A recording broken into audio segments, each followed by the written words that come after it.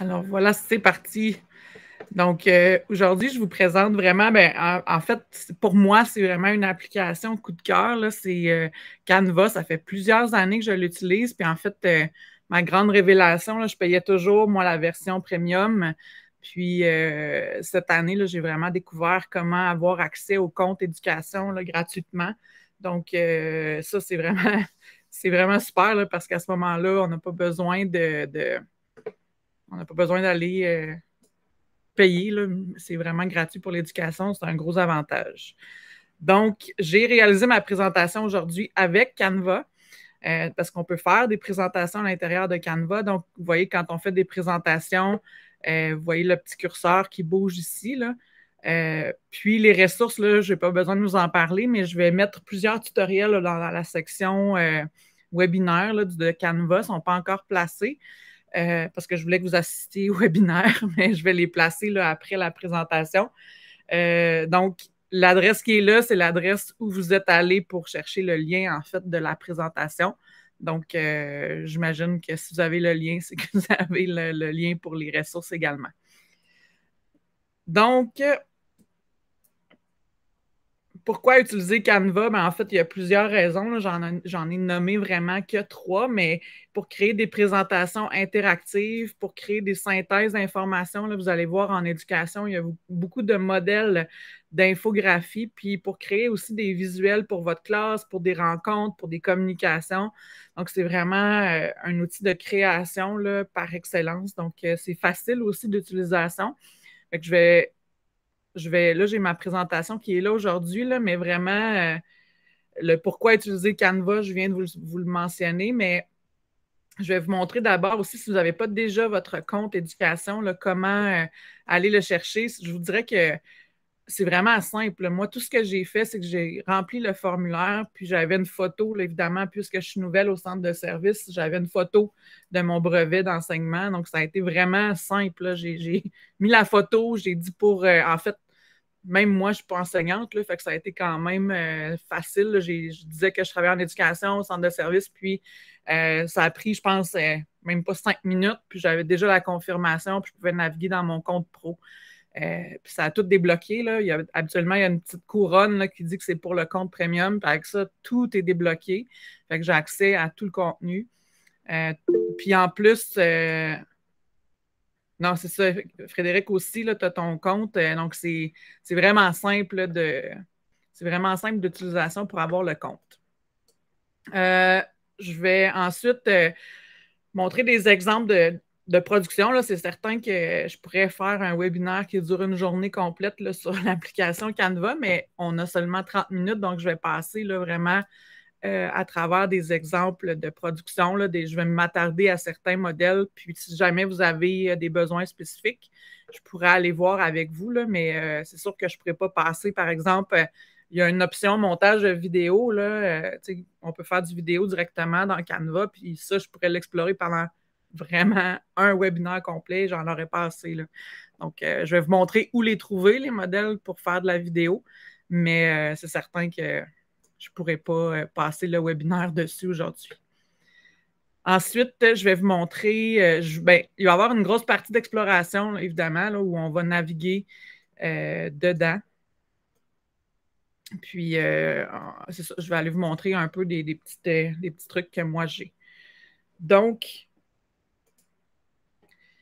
Canva pour l'enseignement, je vous ai mis sur le lien ici, là, comment faire. Donc, quand on va sur le lien qui est ici, là, vous avez un lien pour s'inscrire maintenant. Donc, il suffit simplement de cliquer sur s'inscrire maintenant et vous avez un petit questionnaire qui vous demande, en fait, moi je suis déjà dedans, donc je ne peux pas le remplir à nouveau, mais je peux inviter gratuitement des membres de ma classe. Là, je peux inviter des élèves si moi je suis déjà là, donc en cliquant sur le lien, ça ne fonctionne pas, mais de votre côté, évidemment, là, ça va fonctionner.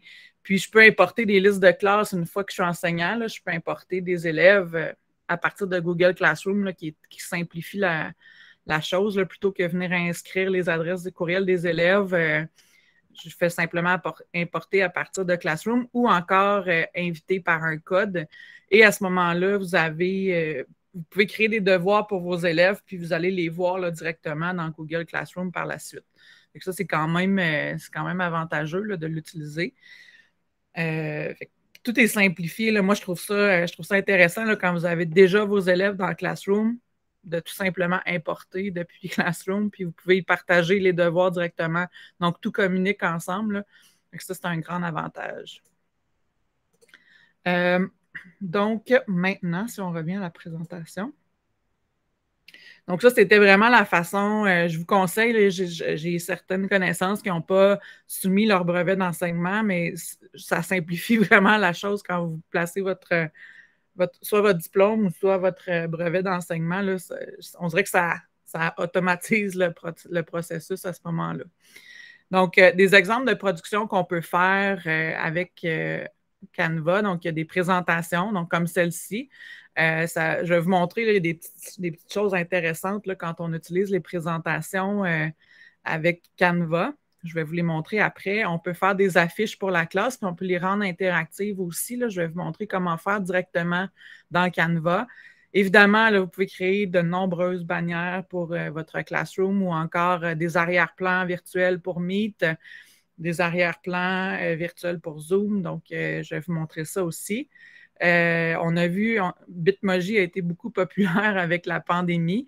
Donc, on a vu aussi là, de nombreuses classes Bitmoji là, avec le confinement.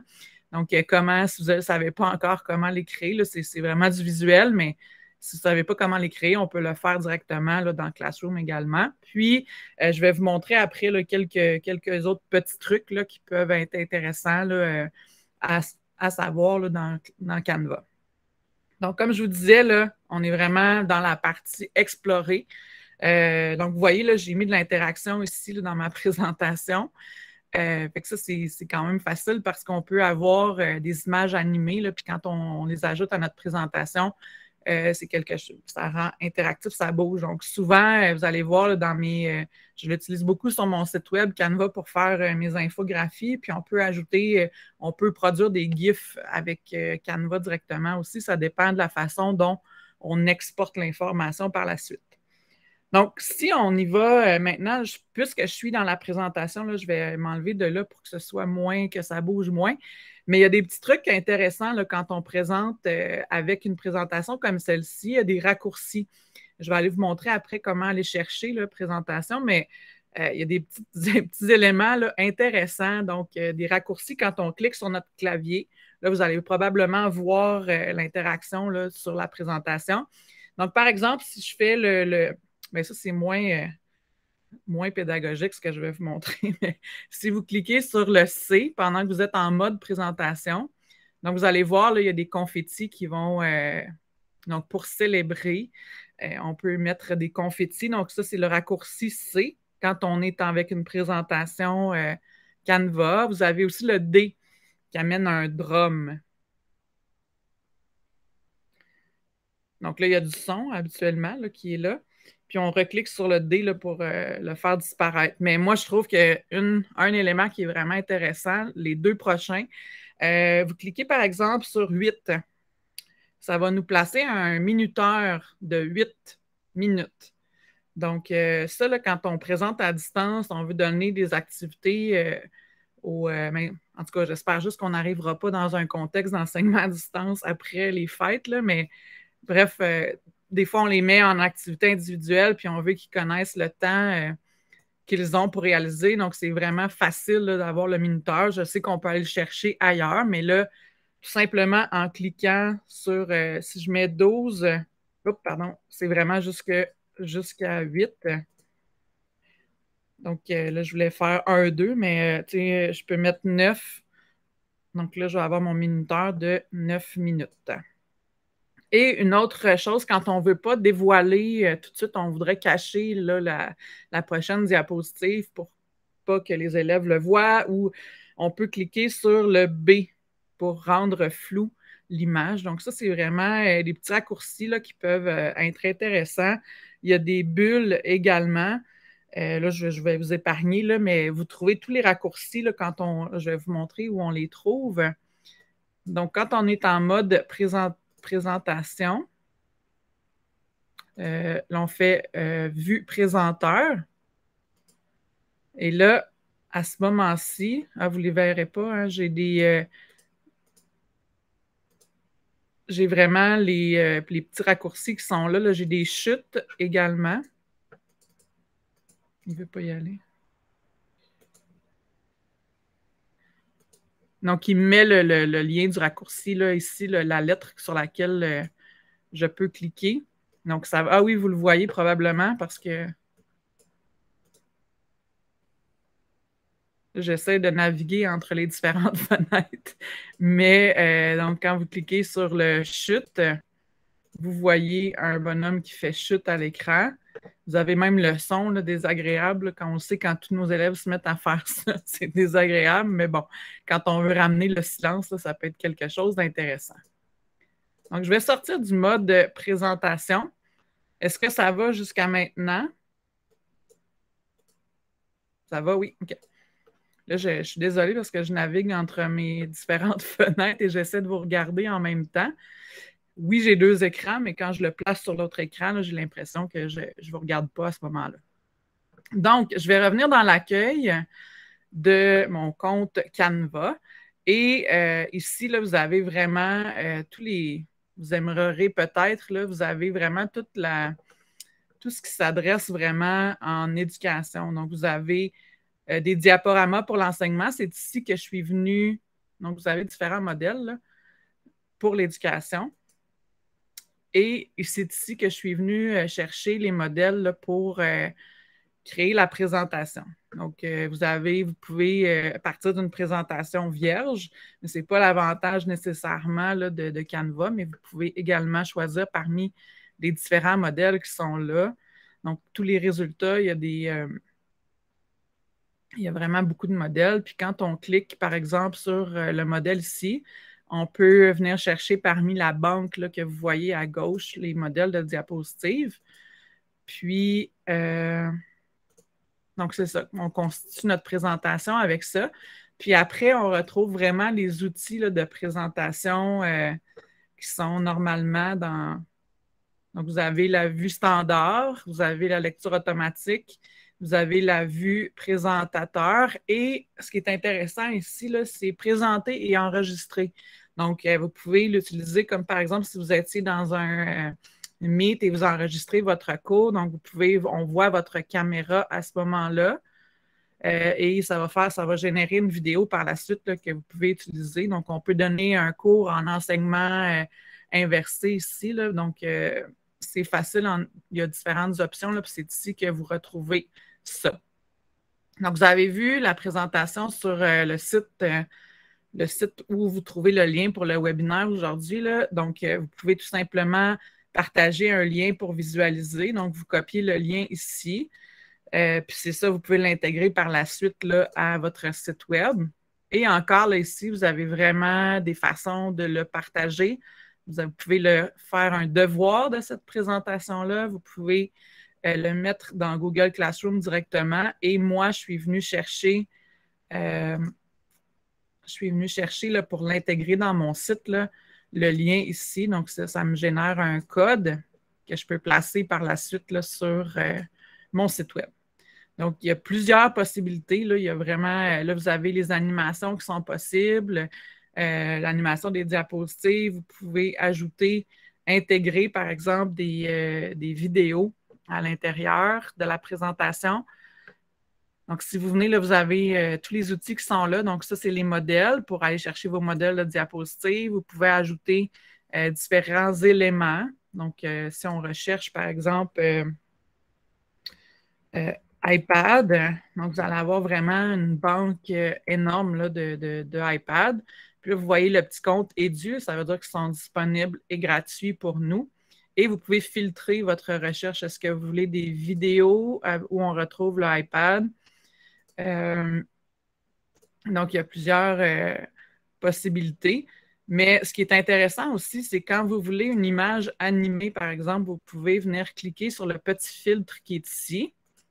Et là, vous choisissez, par exemple, une couleur spécifique. Donc, ici, on est dans le vert et je voudrais une image qui est animée et on fait appliquer le filtre. Donc là, ici, c'est vraiment il va se concentrer sur des éléments qui sont animés, des GIFs, par exemple, et qui contiennent du vert. Donc, vous voyez ici, le vert, là, ce serait possible d'aller placer superposer là, une vidéo par-dessus qui a été filmée sur un fond vert à ce moment-là.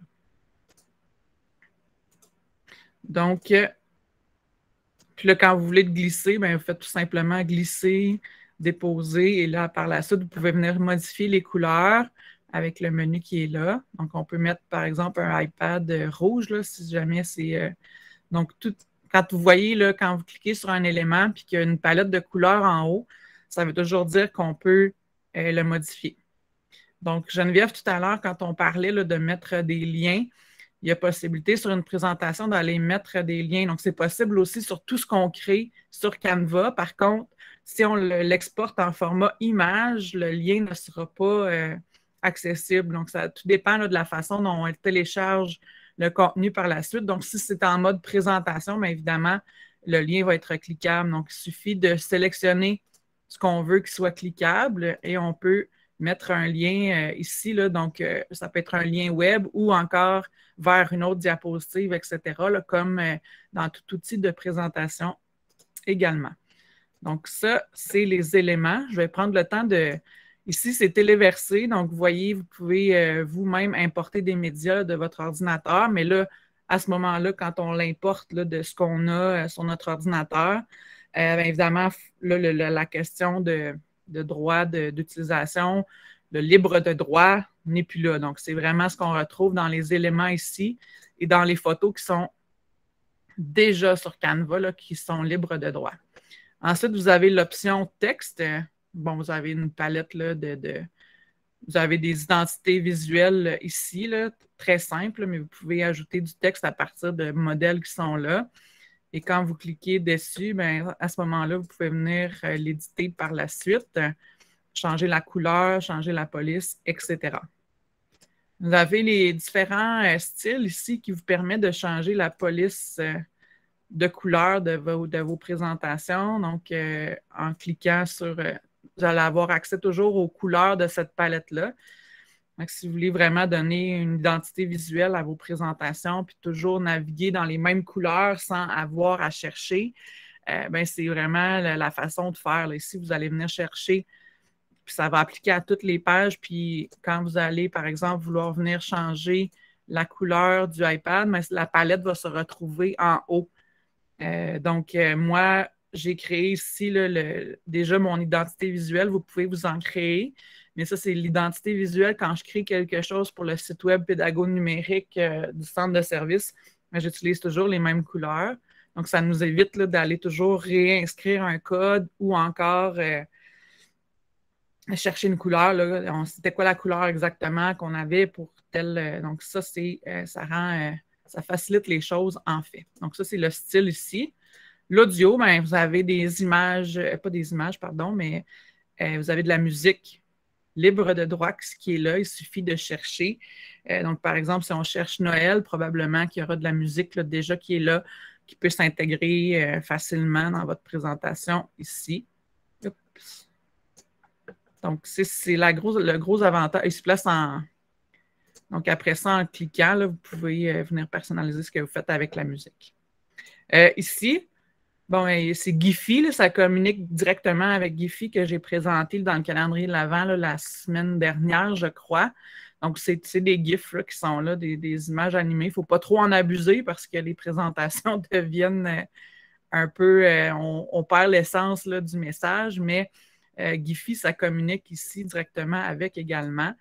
On a accès à nos fameux emojis qui sont là. Donc, facilement, puis sont de bonne qualité. Là, puis on peut venir encore là changer les couleurs de notre emoji. OK? Donc, après ça, bon, ben, vous avez accès à plein d'autres outils. Vous avez accès ici, par exemple, je vous disais tout à l'heure, YouTube, si vous voulez intégrer une vidéo directement. Mais vous pouvez le faire, puis vous avez l'outil de recherche là, qui est là pour pouvoir aller chercher les vidéos. Donc, tout ça, là, c'est directement, puis s'il y a des outils que vous ne servez pas, là, ils vont s'afficher dans la palette ici, mais vous pouvez en dévoiler plus là, dans les 3 petits points qui sont là. Puis si jamais YouTube, ce n'est pas un outil que vous voulez vous servir, ben, vous pouvez toujours venir l'enlever par la suite, là. Donc, là, c'est la tonne d'outils auxquels vous avez accès là, de plus. Ça communique directement avec votre Google Photos également.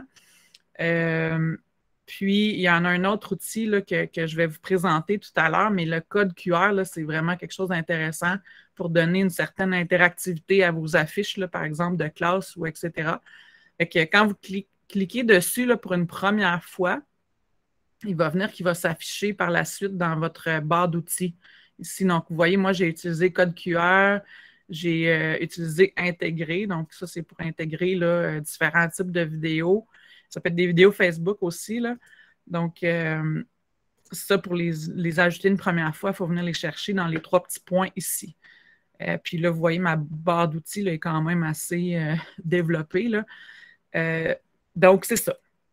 J'ai fait un tour là, de la palette d'outils, puis après ça, ici, c'est là, Geneviève, que je parlais tout à l'heure, tout dépend de comment on vient par la suite télécharger ce qu'on a réalisé. Là. Par exemple, si on veut avoir de l'interactivité, bien évidemment, quand c'est une image, il n'y en a pas d'interactivité. Donc, ici, c'est des images qu'on peut intégrer. Donc là, on s'entend que quand on télécharge sous le format image, tout ce qu'on a mis qui bouge dans notre infographie ne bougera plus. Donc, si ici, on le télécharge, notre présentation en PDF, bien évidemment, ce qui bouge ne bougera pas, mais par contre, nos liens cliquables vont demeurer. Et ainsi de suite. Là. Donc, si vous faites, par exemple, une présentation, puis vous enregistrez votre présentation, comme je vous l'ai montré tout à l'heure, bien évidemment, il faut l'exporter, le télécharger en format vidéo pour que ce soit disponible. Mais vous pouvez le partager directement aussi avec un lien, là, ça, c'est possible. Puis moi, je me sers beaucoup de GIF quand j'ajoute de l'interaction, donc des petits éléments qui ont de l'animation pour pouvoir conserver l'animation, puis ça demeure une image. Donc, une image qu'on peut insérer dans une présentation, mais dans laquelle il y a de l'animation qui est là. Donc, ça, c'est vraiment, c'est là, quand on vient de télécharger, qu'il faut regarder vraiment ce qu'on veut pour notre image. Donc là, j'ai fait pas mal le tour des outils. Puis, comme je vous disais, on peut le partager là, juste avec un lien. Puis, on peut être plusieurs à travailler sur un modèle. Donc, la présentation, je peux le partager pour l'utiliser comme modèle. Donc, à ce moment-là, les gens vont pouvoir en créer une copie, puis en faire une présentation à leur guise, puis partager un lien pour visualiser. Donc, ça, c'est vraiment pour juste voir ta présentation. Donc, on copie le lien ici. Donc, ça, c'était pour la présentation, mais j'ai quand même fait le tour là, par le fait même vraiment des barres d'outils qu'il y a dans Canva. Donc, maintenant, si on explore les modèles qui sont là, il y a la vidéo qui est là, qui est possible de créer. Là, vraiment, vous retrouvez, il y a des modèles qui sont là, puis c'est vraiment des beaux Canva. Fait que ça, je ferai peut-être un autre webinaire sur le sujet. Ensuite, il y a différents types d'infographies qui sont là. Donc, ça, c'est des images là, pour vraiment présenter l'information. Je vais essayer de rendre un peu plus grand. Oups. Donc, ça, c'est une manière de présenter. Là, on peut faire des présentations, mais des infographies, c'est une belle manière aussi de venir présenter une information sur une affiche. Puis par la suite, on peut l'imprimer, là, puis ça fait vraiment un beau visuel pour présenter un sujet. Donc, c'est vraiment les thèmes qu'on vous présente, les infographies qu'on vous présente ici, c'est vraiment des modèles pour l'éducation. Donc, c'est soit pour les enseignants ou encore des modèles desquels les élèves peuvent s'inspirer pour faire leur présentation. Donc, vous voyez, là, c'est écrit infographie pour le secteur de l'enseignement. Puis après ça, bien, vous pouvez venir chercher votre filtre, choisir la langue et choisir les couleurs dans lesquelles vous souhaitez que votre infographie soit. Donc, voilà les infographies. Maintenant, ce qui est intéressant, c'est le volet affiches. Donc, quand on vient explorer les affiches, là, vous pouvez venir ici naviguer. Je vais choisir, par exemple, mettons ça ici. Donc, c'est une affiche bien ordinaire. On peut la personnaliser. Mais ce qui est intéressant, par exemple, c'est si on veut ajouter, par exemple, des règles de classe, c'est celle-là que je cherchais, en fait. Là. Je vais prendre celle des comptes, voilà. Donc, les comptes alternatifs, vous auriez fait des balados, par exemple, avec vos élèves, puis vous souhaitez que l'école au complet puisse les écouter. Ben, pour la rendre interactive, là, on peut ajouter des codes QR, puis on n'a pas besoin avec Canva d'aller chercher à 1000 endroits. Il y a des codes QR qui peuvent se générer directement ici. Donc, vous n'avez pas à ouvrir un autre onglet, aller chercher un code QR. Vous ajoutez, par exemple, l'adresse URL. Vous avez pu créer une balado, enregistrer un fichier audio que vous avez dans votre Drive. Donc, il suffit simplement de copier le lien puis le placer ici. Puis, quand là, j'essaie de trouver vers quoi je vais mener. Par exemple, si mon site web ici, je vais copier le lien. Et là, j'étais où? Pardon. Je vais copier le lien ici. Et là, il va me générer un code. Donc, c'est aussi simple que ça. Et à partir de là, par exemple, là, c'est une affiche sur les comptes. Mais à partir de là, quand je vais imprimer mon affiche pour le mettre dans l'école, ben, en fait, les gens auront tout simplement numérisé le code, puis ils vont avoir accès là, à écouter nos comptes facilement. Donc, ça, moi, c'est quelque chose que j'ai découvert, que j'ai vraiment apprécié, là, parce qu'on peut venir en ajouter autant qu'on veut. Puis, on les place directement sur notre affiche. Puis, on peut venir par la suite modifier les couleurs là, de notre code QR. C'est pas, fait qu'on peut venir le personnaliser pour le fondre, en fait, dans notre infographie.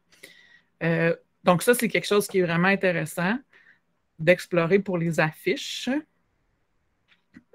Puis, je vous parlais tout à l'heure, les autres modèles qui peuvent être intéressants, c'est les entêtes pour Classroom. Donc, ça donne exactement la bonne dimension pour être utilisé dans votre Classroom.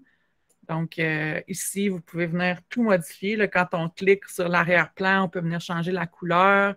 Puis là, après ça, vous le chargez en format image. Puis c'est quelque chose que vous pouvez, je ne sais pas si Google Classroom prend les GIFs, par exemple, ou les vidéos d'une image animée, mais bref, vous pouvez créer une image puis le placer dans votre Classroom par la suite. Donc, on revient en arrière. C'est ce qui est bien là, parce que souvent, on va créer une image, puis là, ça ne prendra pas la taille exacte de Classroom. Donc là, les dimensions sont vraiment déjà préétablies. Par la suite, en fait, il y a des groupes de travail ici. Donc ça, c'est des modèles là, pour des projets collaboratifs avec les élèves. Donc, si vous allez dans le groupe de travail, c'est ce que vous allez voir. Et il y a plusieurs feuilles de travail ici. Là, vous pouvez, par exemple, il y a les matières qui sont là, feuille de travail pour les sciences. Donc, c'est des modèles là, que vous pouvez utiliser pour développer des feuilles de travail pour vos élèves. Donc, plutôt que de les créer dans Word, vous pouvez les créer directement dans... donc, ici, c'est sur la photosynthèse, là, mais c'est une manière de présenter des feuilles de travail pour vos élèves facilement. Et je pense que je peux explorer. Là, si je recherche, la barre de recherche aussi vous permet d'avoir accès facilement à ce que vous pouvez faire. Fait que si vous cherchez, par exemple, je vous parlais tout à l'heure des classes Bitmoji, vous faites simplement l'écrire. Là, vous allez avoir accès à une tonne de classes Bitmoji que vous pouvez modifier par la suite. Vous pouvez venir choisir dans quelle catégorie vous voulez le trouver. Et finalement, vous pouvez venir choisir encore une fois les couleurs. Donc, on nous dit qu'on a 3087 modèles. Là, ce n'est pas toutes des classes Bitmoji, évidemment, là, mais il y a une catégorie, par contre, classe Bitmoji. Là, quand vous venez ici, vous pouvez avoir accès à classe Bitmoji. Là, je ne vous ferai pas perdre votre temps avec ça, là, mais donc, ça, c'est une possibilité aussi. Il y a plusieurs choses qu'on peut créer. Là, je sais que Noël approche, donc peut-être que vous voulez faire des activités un peu plus ludiques avec vos élèves. Vous pouvez créer vos propres cartes de bingo. Donc, comment trouver le bingo? On vient ici et là, vous allez avoir accès à une tonne de cartes de bingo. Donc, ça peut être pour travailler les langues, des bingos mathématiques. Donc, vous pouvez partir d'un modèle et par la suite, là, je vais essayer d'en prendre un. Là, vous pouvez écrire même bingo Noël. Là, vous allez avoir à différents types de bingo. C'est pas exactement ça que je cherchais. Mais bon, si je viens bingo sur les films, voilà. Puis là, vous allez voir quand j'ajoute une autre page. Pardon. Donc, là, le modèle que je voulais, vous allez voir, là, vous pouvez, ça crée des cartes pour vous. Puis ça va mélanger là, les thèmes, l'endroit où les pastilles sont. Puis vous pouvez, c'est ça, dupliquer. Puis à ce moment-là, là, normalement, vous pouvez venir changer là, l'ordre des informations qui est là. Ce qui est intéressant aussi, par exemple, là, quand je vous présentais tout à l'heure les feuilles de travail, vous pouvez écrire plusieurs mots. Donc, par exemple, des feuilles de travail pour les heures. Heures, puis là, vous écrivez feuilles de travail. Et là, vous allez avoir vraiment des modèles de feuilles de travail pour les élèves, mais en lien avec les heures. Donc, quand vous cliquez ici, vous allez avoir accès au modèle. Puis là, vous pouvez ajouter des pages, donc ici, des feuilles de travail de maths, etc. Donc, ça, c'est une autre possibilité. Puis après, là, je pense que, en fait, vous pouvez l'utiliser aussi pour les médias sociaux, etc. Là, vous avez les modèles de présentation qui sont en haut. Et vous pouvez toujours également partir d'une taille personnalisée. Donc, des fois, on fait des affiches là, pour. Je sais que je participais à un événement en éducation, puis on nous demandait de faire une affiche de telle dimension. Donc, si vous voulez tout de suite avoir les bonnes dimensions quand vous les ferez imprimer, là, vous pouvez venir inscrire soit en pixels, en pouces, en centimètres, la grandeur de l'affiche. Donc, puis vous pouvez partir par la suite le faire imprimer là, dans tous les services qui sont disponibles, mais vous pouvez aussi, moi je sais que j'ai déjà commandé là, directement à partir de Canva. Par exemple, si je suis ici, là, vous pouvez venir le commander.